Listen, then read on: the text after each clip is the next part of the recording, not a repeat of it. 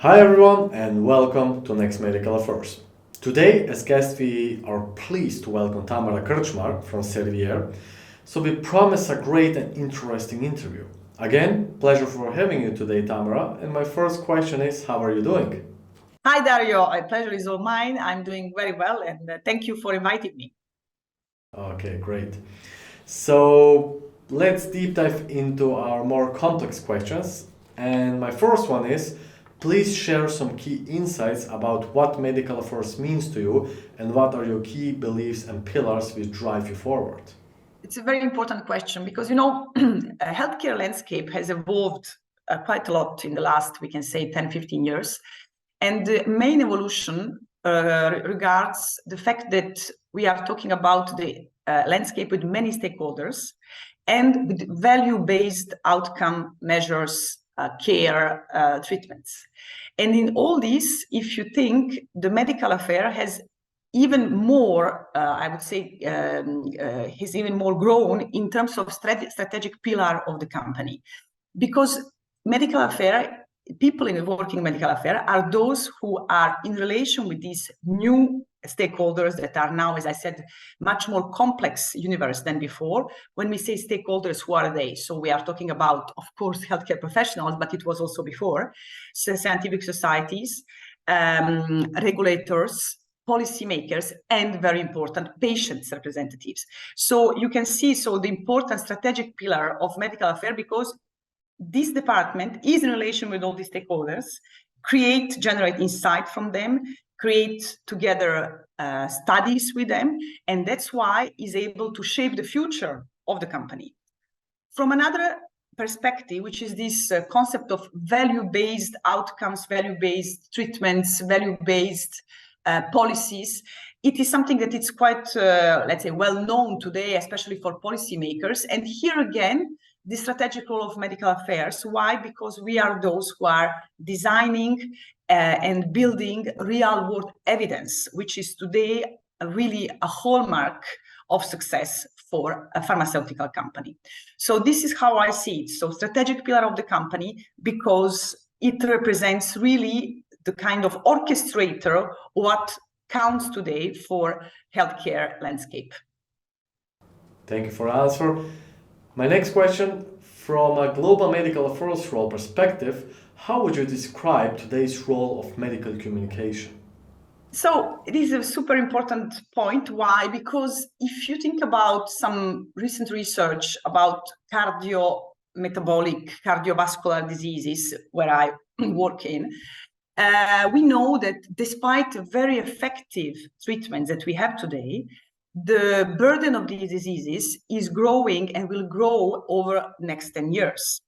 And why it's so? Why is this kind of paradox if we have such effective treatment?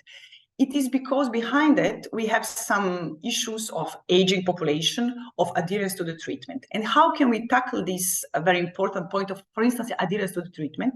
There are three pillars. And one of the three pillars is medical communication to improve the knowledge of the doctors, but not only this, also to create bridges between the communication of doctor and patient point of view. So this is where it is super important what we are doing at the level of medical communication, because we are not only, as we say, disseminating and communicating medical most updated information, but by doing this, we can even improve the management and decrease the burden of cardiometabolic diseases over the next 10 years. So it's a crucial role for the patients because they will benefit from it. Crucial role for doctors because they will even more, let's say, being in the perfect management of these patients with effective treatments, as we say, but with the medical valuable information and education that will help them to treat them better. Thanks a lot. Really great answer. And the last question we should prepare for you today is, in the past you had a local role in medical affairs and afterwards you shifted your position to a global role. Does that mean you know how to collaborate with local countries in an effective way? So yeah, this is a super important question for me personally, because as you said, I I got the opportunity to go through different steps of, let's say, of the pharma companies. So from the field, because I really started on the field as medical representatives, then I moved to the affiliate, it was in Italy, and then I moved to global position in Paris. So the point is that as far as really medical affairs is concerned, that we are today talking about, it is historically a kind of support role, scientific role for the countries. And this is absolutely fantastic. I understand that even me, when I was in a country, I would ask to my colleague from medical affairs in the headquarters, can you help me with this scientific evidence? Can you give me this slide set? Can you give me the name for an expert? This is great, but it is, of course, not anymore what medical affairs is today. So these two, because as I said, it's a more strategic role today. So because it's a strategic pillar to shape the future.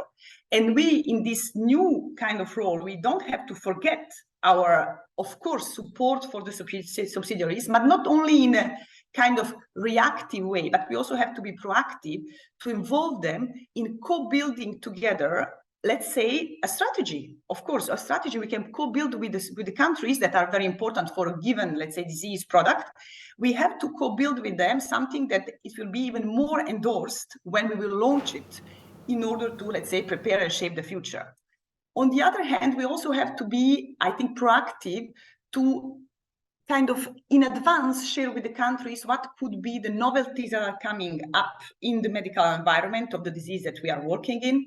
And this will really give them insights that in a country they cannot so easily have as we can have, because we have the connection with all the stakeholders, as I said at the beginning.